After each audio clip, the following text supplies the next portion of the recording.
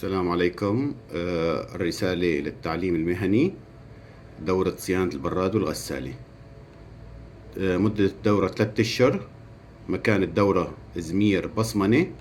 تكلفة الدورة 1500 ليرة تركي.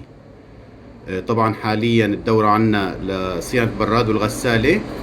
في عنا دورات قادمة بإذن الله لصيانة الموبايل، تبريد التكييف.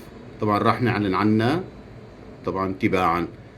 أرجو تشاركوا الفيديو وتعطونا إعجاب مشان نضل متواصلين بإذن رب العالمين، وإذا في دورات قادمة تطلع عندكم مباشرة. شكرا لكم.